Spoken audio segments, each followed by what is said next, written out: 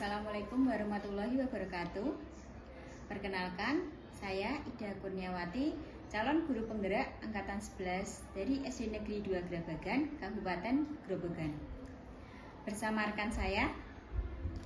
Perkenalkan, nama saya Devi Novita Anggraini. Saya selaku teman sejawat dari Ibu Ida Kurniawati.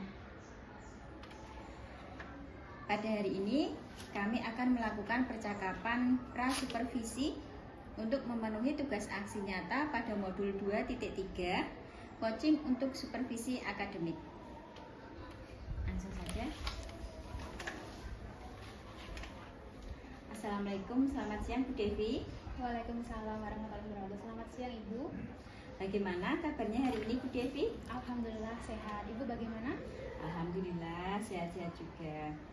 Minta waktunya sebentar ya Bu. Boleh. Untuk kita melakukan percakapan pra-supervisi, di mana kita nanti melakukan supervisi akademik yang tujuannya untuk mengevaluasi proses kegiatan pembelajaran yang akan Ibu Devi lakukan. Baik Ibu, izinkan saya untuk mengajukan beberapa pertanyaan. Yang pertama yaitu, apa tujuan pembelajaran pada kegiatan belajar mengajar yang akan Ibu lakukan di kelas? Baik, tujuan pembelajaran yang akan saya terapkan di observasi kita kali ini nanti yaitu peserta didik mampu menentukan kelipatan maupun faktor suatu bilangan dan keterkaitannya dengan kehidupan sehari-hari. Ya, jadi tujuan pembelajaran yang akan Bu Devi lakukan di dalam kelas nanti yaitu pembelajaran tentang kelipatan dan faktor bilangan dan menghubungkannya dengan kehidupan sehari-hari. Kemudian pertanyaan yang kedua, bagaimana area pengembangan yang akan hendak dicapai pada kegiatan belajar mengajar nanti di kelas Bu Devi? Ya.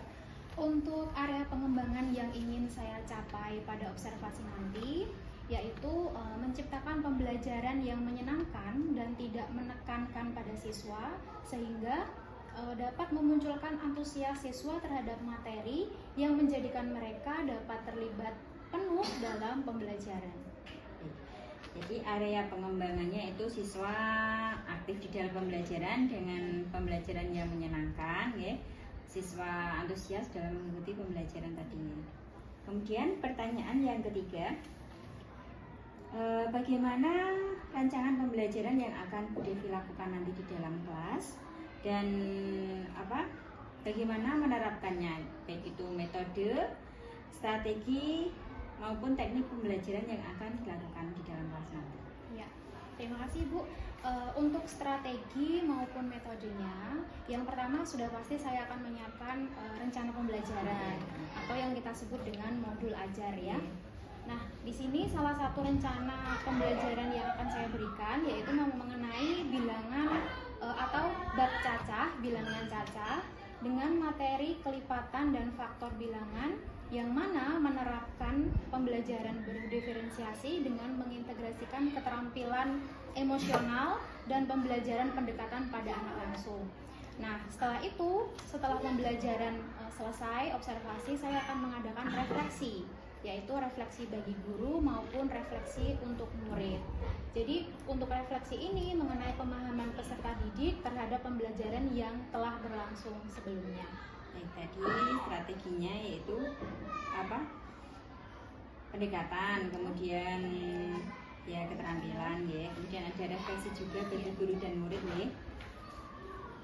Kemudian tadi medianya belum ya, media pembelajaran yang akan Ibu berikan ketika menyampaikan materi pada kegiatan. Iya, kebetulan untuk media di sini kan nanti saya akan menjelaskan materi dengan PowerPoint Ibu. Jadi otomatis medianya yang perlu dilakukan yaitu yang perlu disiapkan ya. Saya menyiapkan laptop, proyektor, dan untuk media untuk pembelajarannya di sini saya menggunakan semacam poster atau gambar bus pentagon untuk faktor dan kelipatan bilangan tersebut. Berarti untuk menarik siswa, Bu Devi menggunakan media berupa PPT ya. Kemudian setelah kita berbincang ini ya Bu, Dari percakapan kita ini, dari beberapa pertanyaan yang sudah saya ajukan, bagaimana perasaan Bu Devi saat ini? Luar biasa ya Ibu, dengan percakapan yang kita lakukan saat ini, saya merasa dari percakapan ini yang bisa saya dapatkan yaitu solusi dari pembelajaran yang akan saya lakukan nanti. Jadi bisa lebih berjalan dengan lancar observasi yang akan saya lakukan untuk saya dan murid yang saya ajarkan. Ya, luar biasa ya. Baik Ibu, kira-kira kegiatan pembelajaran nanti akan dilaksanakan kapan? Di kelas berapa? Iya.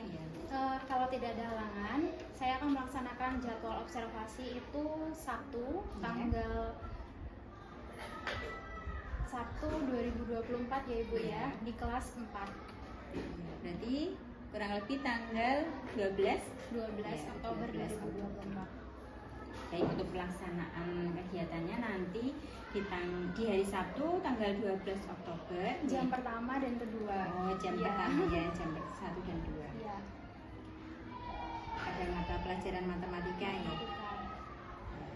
Terima kasih Ibu atas partisipasinya hari ini pada percakapan pra-observasi. Untuk selanjutnya kita nanti akan bertemu lagi ketika Bu Devi akan melakukan praktik pembelajaran ya, dan saya akan melakukan observasi di hari Sabtu tanggal 12 Oktober 2024 di kelas 4 jam 1 dan 2. Setelah kegiatan observasi kita akan bertemu lagi dan berdiskusi kembali pasca observasi nanti ya Bu, dan insya Allah nanti akan dihadiri oleh Ibu pengajar praktik Ibu Puji Retno Multianingrum pada PI ke-5 nanti.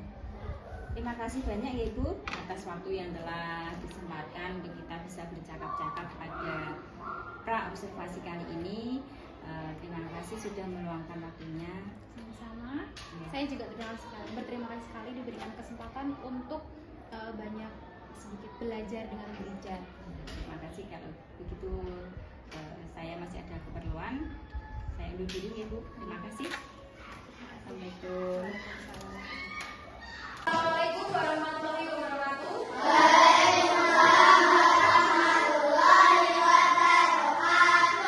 Selamat pagi.